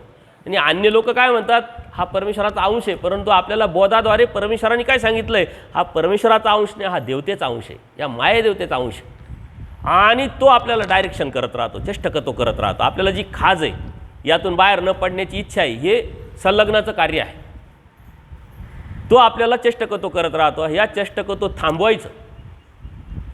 आपली देहाभिमानीनी असते देवता, युगाभिमानीनी असते देवता, आपले कर्म असतात, त्या कर्माच्या माध्यमातून आपण बांधलेले असतो, कर्म भोगायची देवता असते. अशा अनेक देवतेचं चेष्टकत्व असल्यानंतर ते थांबवावं लागतं परमेश्वराला. आणि मग आपल्याला बोधाचं दातृत्व करावं लागतं. आणि बोधाचं दातृत्व केल्यानंतर मग आपल्याला कळतं की हे काय आहे नेमकं, ना आपण भक्ती कोणाची करायला पाहिजे, कशाची करायला पाहिजे, का करायला पाहिजे. एवढं सोपं नाही. आपल्याला भेटलं म्हणजे आपल्याला वाटतं झालं काम, असं नाही होत. परंतु हे देण्यासाठी तुम्हाला क्रिया करावं लागलेली, ती क्रिया तुमच्या संस्कारामुळं अहेतुकपणे तुम्ही केलेली आहे, ती परमेश्वराने स्वीकारलेली आहे. जसं आता मी तुमच्या गावात आलो आणि तुम्हाला मी सांगायला लागलो, तुम्ही ऐकायला आले, काहीतरी संबंध असल्याशिवाय आलो का मी? काहीतरी कॉन्टॅक्ट आहे, रिलेशन आहे, आपलं धर्माचं नातं आहे, ते रक्ताच्या पलीकडचं नातं आपण जोडल्या गेलेलो आहे. म्हणून तुम्ही मला अधिकाराने बोलवलं, मी अधिकाराने तुम्हाला सांगतोय, ऋणानुबंध संबंध आहे, काहीतरी कनेक्शन आहे. तसं परमेश्वराला बोध द्यायचा आहे तुम्हाला, कनेक्शन असल्याशिवाय कसा दे? तर ते कनेक्शन तुमच्या संस्कारातून तुम्ही कळत न कळत अहेतुक क्रिया केली. कारण जीव स्वार्थी आहे आणि स्वार्थी जीव असल्यामुळं फायद्यासाठी दृष्टपरच क्रिया करतो. पण कधीतरी मला आता काही नको, मला सारं भेटलं, या उद्देशातून तुम्ही एखादी क्रिया केली आणि ती क्रिया परमेश्वराने घडून घेतली आणि ती परमेश्वराच्या दैवराटीच्या ज्ञानी भक्ताच्या ठिकाणी घेतली आणि ती घडल्यामुळं ती परमेश्वराला पोचली, परमेश्वराने स्वीकारली आणि मग तुम्हाला बोधाचा अधिकार प्राप्त झाला. कारण ज्या बी दृष्टपर क्रिया करतात, जे बी आपल्या प्रापंचिक संसारासाठी, भौतिक सुखासाठी क्रिया करतात, त्या दृष्टपर असतात, तर त्या साऱ्या देवतेला मिळतात. आणि त्या देवता ते बी तुमच्याकडे अर्जकत्व असेल, म्हणजे तुम्ही मिळवलेलं असेल तर ते देतात, अन्यथा त्या देऊ शकत नाही, त्यांना अधिकारच नाही. कारण त्या बंधनात आहे, नित्य बंधनात आहे. परमेश्वर मात्र अनार्जित दाता, जे तुम्ही मिळवलेलं नाही ते सुद्धा देण्याची योग्यता परमेश्वर पात्रता ठेवतात. का? तो दयाळू माळू कृपाळू आहे. तुमची प्रार्थना, तुमची आर्तता, तुमचा हट्टास, तुमचं सातत्य, तुमची धर्माची जाणीव कशी आहे त्यावरती परमेश्वर ठरवतात. मी कळत न कळत केलेली क्रिया परमेश्वरापर्यंत पोहोचली, ती परमेश्वराने स्वीकारली आणि म्हणून तुम्ही बोधाला, दातृत्वाला पात्र झाले. म्हणून परमेश्वराने बोध दिला. तुम्हाला बोध सहजासहजी भेटला नाही आणि तो बोध हजारात एकाला मिळतो. देवाने गीतेमध्ये काय सांगितलं, 1000 लोक सत्य काय, तत्वज्ञान काय, परमेश्वर काय हे जाणण्यासाठी येतात आणि हे एक हजार तयार होतात. त्या हजारातून एखादाच परमेश्वराला प्राप्त होतो. विरळा नांदे, स्वामी श्री चक्राने सांगितलं इथं विरळ आहे. तसे तुम्ही एक आले म्हणजे 999ला सोडून एक आलेले. एवढ्या गर्दीतून तुम्ही बाहेर आलेले, एवढ्या कॉम्पिटिशनमधून तुम्ही बाहेर आलेले, ते परमेश्वराने तुम्हाला आणलेलं आहे. म्हणून इथली गर्दी कमी दिसेल, इथले माणसं कमी दिसेल, परंतु बोध मात्र हजारात एखाद्याला भेटतो आणि त्या बोधाच्या माध्यमातून हजारातून एखादाच परमेश्वराला प्राप्त करू शकतो. हे सहस्रेशी दुर्मिळातलं दुर्मिळ, रहस्यातलं रहस्य, हे तत्वज्ञान परमेश्वर या जीवाला स्वतःच्या श्रीमुखी देतात. म्हणून तुम्ही बोध आहे, तुम्ही उपदेशी आहे, तुम्ही आयरे गैरे नाही आहे, असामान्य माणसं आहे तुम्ही. परंतु त्याची जाणीव, त्याची किंमत तुम्हाला माहीत नाही. ज्याला माहिती आहे त्याला किंमत माहिती आहे. मी तुमच्यापर्यंत का आलो, मला माहिती आहे तुम्ही काय किंमतवान आहे. परमेश्वराला माहिती तुम्ही किमतीचे आहे. कारण तुम्ही सहजासहजी इथं आलेले नाही आहे. अनंत सृष्ट्या गेल्या तुमचे, अनंत जन्म गेले आमचे, तेव्हा कुठं आपण हाताला लागलोय. आता परमेश्वर आपल्याला सोडत नाही, पण परमेश्वराला आपण धरलं तर सोडत नाही. अन्यथा परमेश्वर कशासाठी हेच आपल्याला माहीत नाही, ज्ञान कशासाठी हेच माहीत नाही, आणि दृष्टपर भक्ती करतोय, कर्मकांड करतोय, अंधश्रद्धा करतोय, मिश्र भक्ती करतोय, तर परमेश्वर आपल्याला मिळणार नाही. आता तुम्ही परमेश्वराची एकनिष्ठ भक्ती करताय, पण तरीही तुम्ही अमावस्या पौर्णिमा पाळत असाल, शुभाशुभ पाळत असाल, ज्योतिषशास्त्र पाळत असाल, वास्तुशास्त्र पाळत असाल, ब्राह्मणांकडे जाऊन हात दाखवित असाल, कुंडल्या काढत असाल, पितृपाठ करत असाल. करता का पितृपाठ वगैरे? नाही करत. मग काय करता? आपल्या भक्ती व्यतिरिक्त काय करता आणि इथं येऊन काय करता? विडे वाहता, सकाळची संध्याकाळची देवपूजा करता. पित्र घालता का तुम्ही? घालता. मग आपली भक्ती परमेश्वराची आहे. परमेश्वराच्या ठिकाणी जे बी करायचं आहे, वास्तविक जन्माला आलेला मनुष्य मरतो, मेलेला मनुष्य जन्माला येतो. आता जो ज्याच्यासाठी तुम्ही पित्र घालता तो जन्माला कुठंतरी आलेला आहे. कोणाचे पित्र घालता तुम्ही? कारण धर्मतत्वज्ञान काय सांगतं? जन्माला आलेला मनुष्य मरतो आणि मेलेला मनुष्य जन्माला येतो. आणि आपल्याला ते दिसतं पण. लहान बाळं जन्माला येताना दिसतात. तुम्ही मुलं पाहायला जातात बघा. आणि मेलेले माणसं आपण मौतीला जातो. ज्या अर्थी जन्माला आलेला आहे तो मरतो, त्या अर्थी मेलेला आहे तो जन्माला येतो. ज्याचे तुम्ही पित्र घालता तो जन्माला आलेला आहे कुठंतरी. पितृ कोणाचे घालतात? कशासाठी घालतात? बरं, पितृदेवताचीच भक्ती झाली ती. पितृदेवतेच्या अनुषंगाने केलेली, हेतूनी केलेली भक्ती झाली. मग ती परमेश्वराची भक्ती कशी होती? म्हणून ही जी मिश्र भक्ती, यातून बाहेर पडणं म्हणजे परमेश्वराची भक्ती कर. यातून बाहेर पडणं म्हणजे बोध होणं. यातून बाहेर पडणं म्हणजे एकनिष्ठ भक्ती करणं. तेव्हा परमेश्वर प्राप्त होईल. या कर्मकांडातून, अंधश्रद्धेतून, मिश्र भक्तीतून पहिले तुम्हाला बाहेर पडावं लागेल. कुळदैवत कोण कोण पाळतं? कोणाच्या घरामध्ये कुळदैवत आहे? आता आम्ही चिंचखेडला गेलो होतो, चाळीसगावला. मी शेवटी 2 दिवस घरं पाहतो. मी पाहायला येणार तुम्ही जरी लपवलं तरी. मी इथं आलो आहे म्हटल्यानंतर सर्व्हिसिंग करायला आलेलो आहे. सहजासहजी मी तुम्हाला सोडत नाही. तर कुळदैवत कोणाच्या तरी घरी असतं. आपली देवपूजा असते आणि दुसरा बी देवारा असतो. आहे का असे कोणी? नाही आहे. मग चांगली गोष्ट आहे. पण तिथं आम्ही गेलो एका घरी, मला काही सांगितलं नाही. तर आपल्याच मंदिराच्या शेजारी त्यांचं बी छोटंसं मंदिर. म्हणले काय म्हणे? कुळदैवत. कुळदैवत म्हणजे मूळ. मूळ कोण आहे? परमेश्वर. ज्यांनी सृष्टी निर्माण केली, ज्यांनी आपल्याला या सृष्टीत आणलं, तोच आपल्याला मूळ आणि तोच आपलं कुळ आहे. त्याच्यामुळं आपल्याला देवी देवतेकडे जाण्याची गरज नाही. कर्मकांड, अंधश्रद्धा, जोपासना, व्रतवैकल्य, उपास तापस करायची गरज नाही. आपली इतकी सोपी आणि सरळ धार्मिकता आहे. अवघड आहे का? इतर लोक तर खूप काय करतात. चतुर्थी करतात, एकादशी करतात, कर्मकांड करतात, व्रतवैकल्य करतात, आठवड्यात 2-2, 4-4 दिवस उपवासच असतो. तुम्ही करत असाल त्यांच्या पाठीमागं लागून. ते काय करतात ना, वट सावित्री पौर्णिमा करतात का कोणी? इथं एका जन्माचं, एका तासाचं पडलंय, तिथं 7-7 जन्माचं काय घेऊन बसले तुम्ही?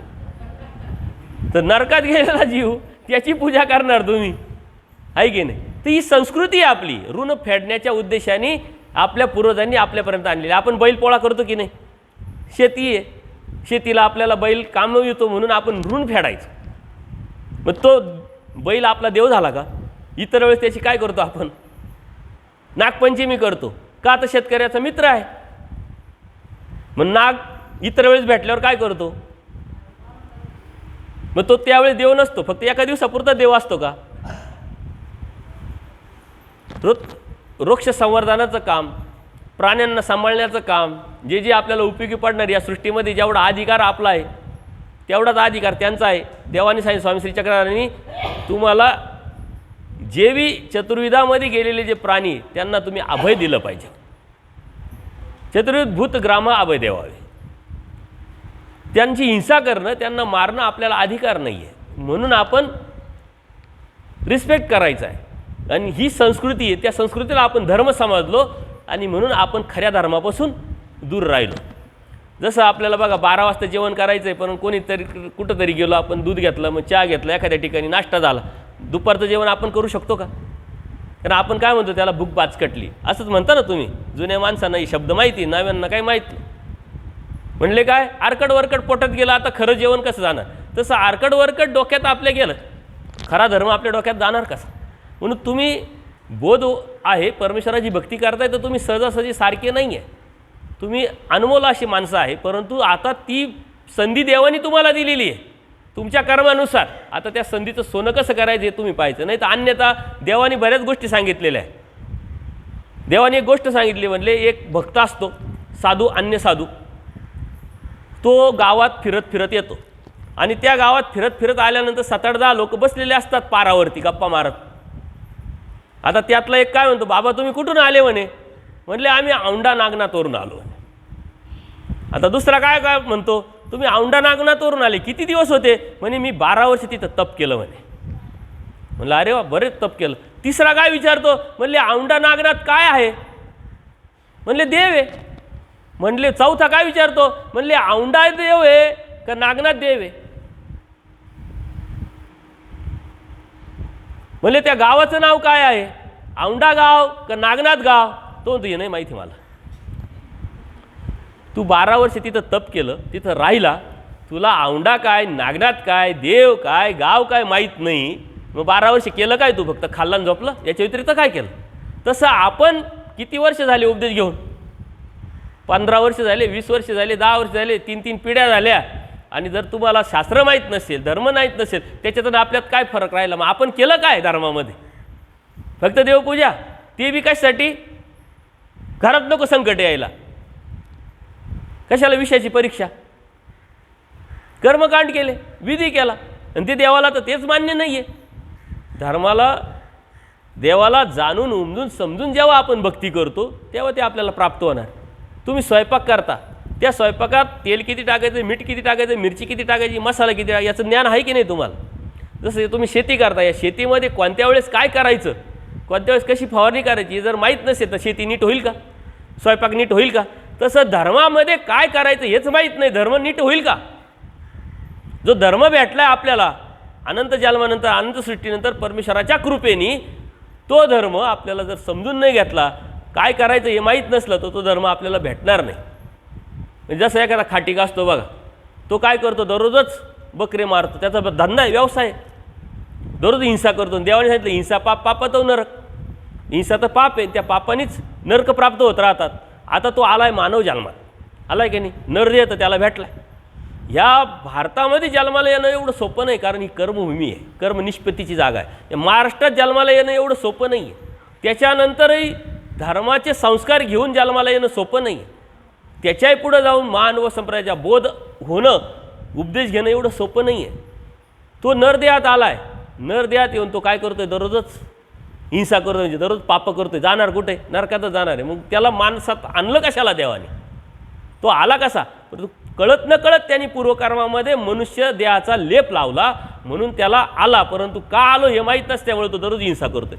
तसं आपल्याला बोध तर दिला परमेश्वराने, पण का दिला, कशासाठी दिला हे माहीत नसल्यामुळं आपण दररोजच दृष्टपर भक्ती करतोय. ती देवतेची झाली. भौतिक सुखासाठी भक्ती करतोय, ते कर्म जोडल्या जातात, ते नरकालाच प्राप्त होणार आहे, दुःखातच जाणार आहे. मग आलो कशाला, बोध झाला कशाला आपल्याला, याचा उपयोग काय. म्हणून शास्त्र ज्ञानानुसार घ्यायचं असतं.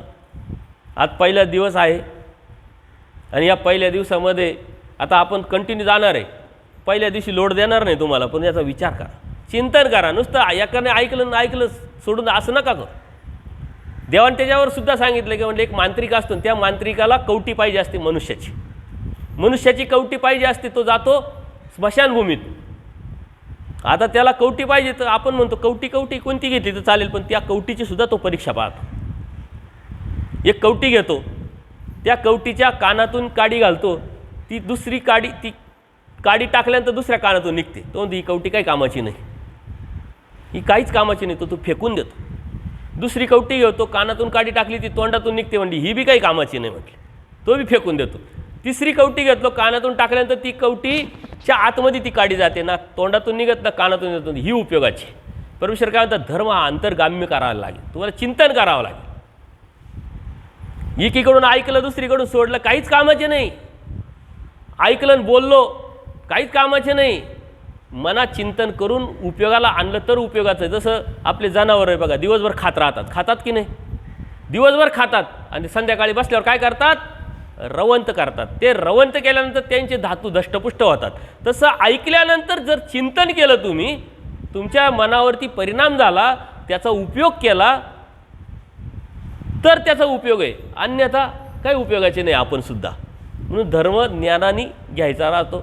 7 दिवस आपण ही सत्र आपण घेणार आहोत. सकाळी बरोबर 9:30ला स्टार्ट होईल, संध्याकाळी 8:30ला स्टार्ट होईल. किती लोक आले याला काही महत्त्व दिल्या जाणार नाही. परंतु याच्या व्यतिरिक्त मी जिथं आता इथं शेजारी त्यांचं नाव नाही मला माहिती, तिथं प्रकाशदादा, तर प्रकाशदादांच्या इथं मी राहतो, म्हणजे माझी राहण्याची व्यवस्था केली. पहाटे 5ला ज्याला यायचं असेल, सूत्रपाठाचं भोग घ्यायचा असेल, प्राथमिक नॉलेज घ्यायचं असेल, काही प्रश्न असतील तर तिथं पहाटे 5ला बरोबर राईट टाईम यायचं, नाही तर 5:30ला 5:15ला यायचं नाही, कारण 5ला आम्ही दरवाजा बंद करतो, परत येता येणार नाही तुम्हाला.